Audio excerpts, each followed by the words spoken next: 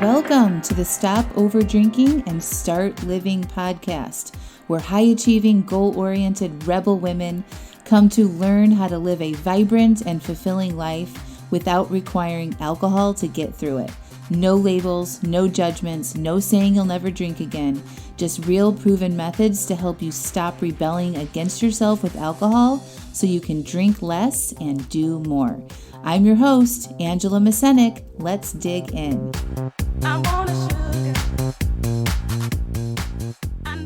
Welcome to episode 86, The Lie of Certainty. Hello, hello, hello. How's it going?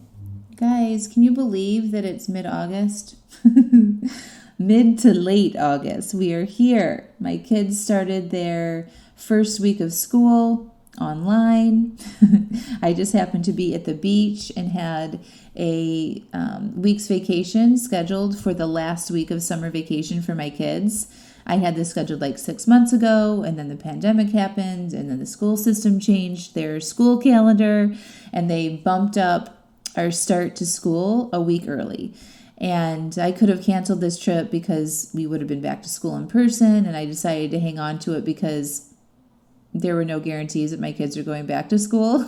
And I'm like, I'm willing to risk it. You know, the numbers in North Carolina are continually going up and up with coronavirus, and I sort of had a feeling that they wouldn't be going back to school. So here we are at the beach, and it's amazing. They're able to do their online school. I'm able to work, and we're able to really, really enjoy ourselves, which has been such a nice surprise. I had been so stressed and nervous and worried about this online school stuff and thinking my kids weren't going to get the education that they needed to have. And it was going to be terrible, and I was going to be stressed and distracted and all this stuff. And none of that is the reality. And I actually got some coaching on it myself. And one thing that she told me, my coach, that really, really resonated with me is like I was projecting how I thought it was going to be with online learning. Okay. And I was nervous and I was sharing my anxieties about it. And she said, why don't you let the teachers just trust that the teachers in the school system are going to do their best and that they're creating all of these programs and they want your children to be successful. And then you can manage your mind and your feelings once you're actually in the moment of the experience of online learning. And I'm like, that sounds like a great strategy. So I decided like the teachers got it. They're setting everything up the way they think is the best, and it's going to be constantly evolving. Okay. And so I stopped worrying and stressing out so much. And I kept telling myself, I'll have new thoughts and feelings once I'm in the experience.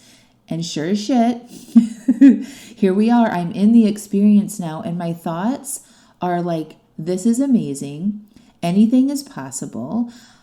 We don't have to be confined to staying in our traditional like home and school and patterns that we've had for the past, 6 or 7 years. We have 6 to 7 months now of freedom. I can do anything. I work from home. I run my own business. The kids are now working from home, online. We are not confined. And to me, that opens up the door in my brain for like unlimited possibilities. And that excites me. And I had no idea that I would think this way once I was in that moment or in this present moment with the online learning. And I'm just like kind of blown away at what's coming up. And yesterday I just cried and I felt relieved. And I was like, why was I so worried? Because listen, we don't like feeling uncertain. We don't like not knowing what something is going to be like. And that's really what I want to talk to you guys about today is this idea that we need to be certain about what things will look like to feel good. And first of all, the idea of us or this thing that we think is going to be certain, right? Like we think, oh, we're going to have a house, we're going to have our job, we're going to have our families, we're going to be healthy, all of this sort of like future projection of what we think our life is going to look like really is just a story that we tell ourselves so that we move forward in our lives, okay? But nothing is certain. And so many of us have experienced that with this pandemic, right? Overnight here in the US, our lives completely changed. On March 13th, everything came to a screeching halt here in the US. Okay, so like I was supposed to go on a business trip that weekend. It got canceled on March 12th. My kids were in school on March 12th. On March 13th, they had their last day of school. And we went into shutdown mode. Restaurants closed, gyms closed, bars closed, movie theaters closed. Everything as we knew normal life in America came to a screeching halt. People lost jobs. Things changed overnight, right? So all the things that we thought were certain, like my kids going to school, I'm just going on business travel trips, I get to go to the movie theaters and go run out to the grocery store whenever I need something, all of that changed, okay? So all of those things were never certain. We just thought that they were, and we don't like that.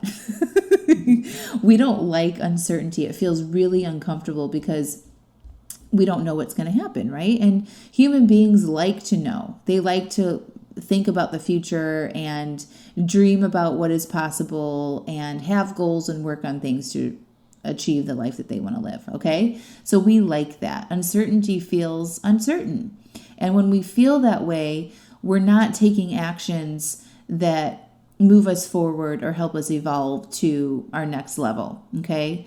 And so, but the thing is, and this is I'm just sort of exploring this ad hoc here with you on the podcast. But the thing is, things are never certain, okay? People get sick. People get in car accidents. We get cancer diagnoses. Children get hurt. People lose their jobs. Nothing is ever certain. Nothing is ever guaranteed. And we know this, right? But we don't go around thinking it all the time. If we did, we probably wouldn't get out of bed in the morning. We probably wouldn't move forward, right? So like we wouldn't buy a home. This is a really good example. So like if we thought that we might lose our job or we might not have income, nobody would ever buy a home unless you had just massive amounts of cash sitting around. We wouldn't get mortgages and stuff, right? Because like that risk would be too big for us to take. But we think that we'll always have income. We think that we'll always be employed. And so that makes us feel certain about our future. And then we're willing to take a risk in like buying a home. Okay? But that changes all the time too, right? People get laid off, companies shut down, people get fired, and then we're left with mortgages and things that we have to figure out, right? So the point I'm trying to make is, we don't need to necessarily know exactly what the future is going to look like, but the thoughts that cause our feelings of uncertainty can be managed, and we can manage our brains a little bit to make us feel better so that we're still moving forward in the direction that we want to, even when we aren't sure exactly what things will look like. And I think the coaching that I got on for this school and this online learning is something that would really be helpful for you guys to apply as you look at uncertain times in the future, especially with this pandemic. Okay? So what we know for true, what the truth is what we know right now. Like, what are your truths? What are the facts of your current situation right now without any drama, without any added fluff to it, right? Like the facts are, you probably have a home that you live in. You probably have enough money in the bank to pay your bills for the next month or two. You might have a job. You might have your family with you. Like, what are the facts about your current situation? Okay, so you want to list out all of those. What do you know to be true today? And what can you start thinking about those truths today that feels good? I have money. I have a job. I've got my kids. We're safe. We have food, right? I can manage my mind. In this present moment, there's nothing wrong, right? And then once we come into a place in the future that we need to think differently, we can, right? So like maybe it's you're going through a divorce, or maybe it's you're starting a new job, or maybe it's your kids are going back to school. when we're actually in those places in the future, then we can look at how we're thinking and manage it from there. But we don't need to project what we think those situations will be like, or how we'll feel or think in those situations now. Okay? Right now, if you're feeling uncertain, you just want to look at what is true today and what you can think today that feels good for you, and then know that you're going to have a whole new set of thoughts and feelings when you're actually in that new circumstance in the future that you can manage your mind around at that time. Okay? So, just to recap here, certainty is a lie, right? Because we don't know what we have available or what is going to happen to us in the future. We think we have ideas about what our future looks like, but those are all just thoughts in our head. All right? So, I'm not saying you want to be uncertain in your life, but that is optional. You manage certainty or uncertainty by how you think about what sentences you allow in your brain. So we can feel certain in our lives by evaluating what is true in our current moment, and then just telling ourselves that we'll think about the new circumstance when we get into that circumstance. And to help us get there in a most enjoyable way possible, let's wrap our head around what is true and certain today. A really good example of a way to do this is to think about overdrinking, okay? And so many of you guys project and worry about an event in the future, right? So say there's a party or a big event a week from now, and you start thinking how awful it's going to be and your experience in that situation if you're decided not to drink, or you're only going to have 1 or 2 drinks, right? And you get yourself so worked up now, today, about something that hasn't even happened yet, okay? And then you carry this with you. Say you don't manage your mind, you just start freaking out, and you start getting worried, and you overthink about it, and then, you do that every day until the event comes, and then the event comes, and you go to it, and you're like, this is going to suck. I'm not going to be able to drink. People are going to ask me questions. I'm not going to have fun. And then you get to live that experience in that event. Okay? So you sold yourself on the way there that that's the experience that you're going to have. And that's probably pretty much going to be a reality for you, right? There's an alternative, and that's what I'm trying to get you guys to hear me on today. You thinking, I don't know what that's going to be like.